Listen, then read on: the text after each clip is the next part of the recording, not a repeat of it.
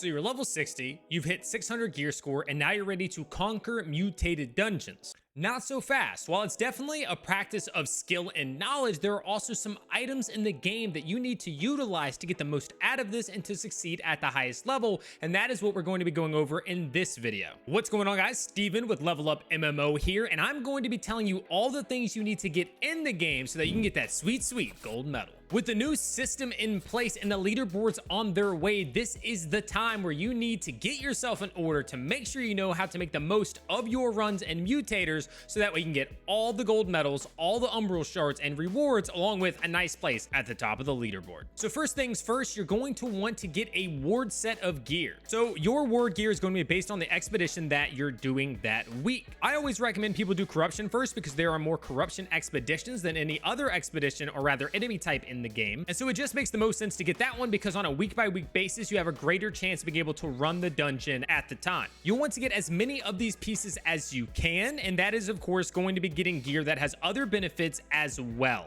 So yes, you want your corruption ward, and that should be the top priority, but what you also want to look for are still perks that matter alongside that. So a corrupted ward and then indestructible, that piece is basically not going to be what you want. You want to get something else, whether it's refreshing, whether it's a weapon perk, who knows, but just make sure that you get a good piece when it comes to your ward gear because you still want to get the most out of it. Ward is what you need, but you definitely want to step that up. And that does mean you'll need multiple sets in order to run all the different expeditions, and that's part of the horizontal gameplay they have at the end of game. You'll need a corruption set, you'll need an angry earth set, you'll need an ancient set, a lost set, and so on and so forth, and I'm sure that there will be more down the road. They've also started to roll in expeditions that require you to have more than one set to go to them, such as the Ennead, where you need both ancient and corrupted. Now, before we move away from armor, we also need to touch on gems. So each week your affixes and your mutators will change, and that will be what you need to see to decide which gems to put in. So if it's a week where there's ice damage, then you need to grab the gem that lessens ice damage. If it's going to be a week that has nature damage, you're gonna get the gem that's going to lessen that damage, and you put that in your armor. You want to get as many of those gems in your armor as possible because it's going to make your run way easier. And of course, if you decide to run with lower and lower con to deal more DPS, which we'll get into later,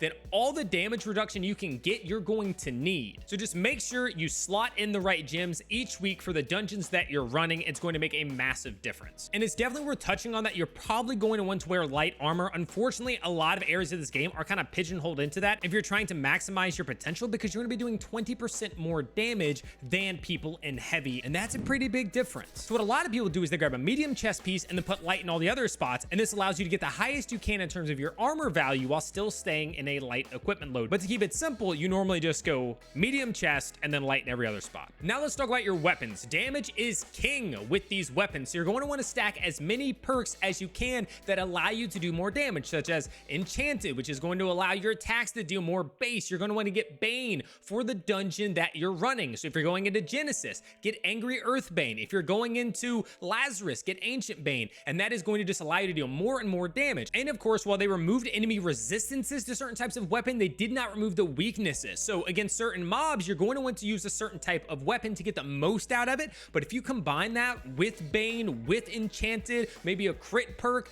it is very key to burning through things really fast if you're trying to go through speed runs. In the same vein, use the right gem in your weapon. That's going to allow you to do the most damage to the mob type that you are fighting in that expedition. But we're not done with your weapons yet. You're also going to want to get the right weapon coating. So if you're going against Ancient, here you go. You already know you need an infused ancient coating. You also want to get honing stones for your weapons. Again, everything that's going to add that little bit of DPS stacking on top of each other to the point where you're starting to deal 30, 40, 50, 60, 70% more damage when you combine all the weapon perks, all the coatings, all the honing stones, which is a big difference, and again is going to allow you to complete that faster. Now, I'm sure you're thinking, okay, so it's all just about burning things down the quickest because you want to get through it in time. It's not just that though.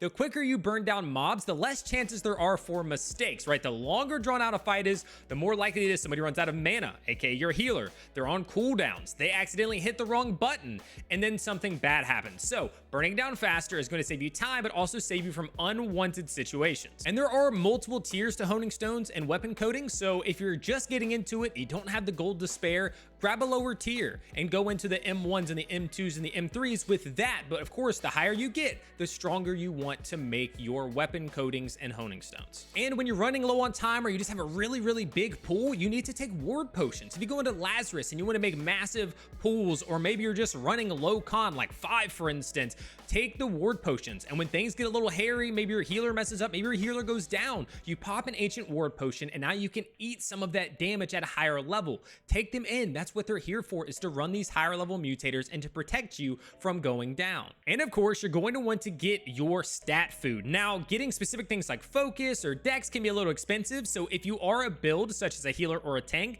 that goes con as one of your primary stats, then you probably just want to get the con food because it tends to be cheaper. You can also go split food, but that of course requires a little more finagling with your stat points. And of course, when you change gear, it's much more likely to impact that. But split foods tend to be cheaper, but you always want to get your stats up because it's going to aid you in making your runs no matter what role you're playing. Now, I've hinted at running low con a lot, and this is something you see when people are trying to speed run or really just make the time in some of these expeditions in the late game when you're running M9s and M10s, and they lower their con so that they can stack their damage dealing stats such as strength or dex. And I can't blame them. You want to be able to burn things down, as we've gone over a lot in this video, and if your healer's decent, then you're able to stay alive anyway, so long as you recognize when to get out of combat and just roll away, when to pop the ability you have that makes you more sustainable. There's just a lot of things of knowing when to do the right thing to stay alive in order for you to get the most out of lowering your con. If you're not there yet, if you want to be on the safe side, go 50, go 100, go 150. Once you get 150 and higher, I think once you get to like M10s, it becomes much harder to keep up with the DPS of other members of your group that might be doing that. And of course, that's going to slow you down because those are points that you're not putting into your damage stats. But either way, it's workable. It just depends on what you're going for. Not trying to speed run, then you can probably get away with that 100 and 150 con, no problem. Just make sure you have all the other components we've talked about in this video. And that wraps up everything I wanted to go over in this video. So take this stuff, apply it, buy the right items, utilize them, and watch how you just get better and better at running these mutators in the late game. If this video was helpful at all, or you just enjoy New World content, make sure you subscribe to the channel, give the video a thumbs up, and you can always come check me out at twitch.tv/heartbreaker_TV if you have any questions, comments, or concerns. You can also leave them down in the comment box below. And even if you don't have anything to say, throw an emoji, something like that. It helps with the algorithm. And as always, good luck in your adventures.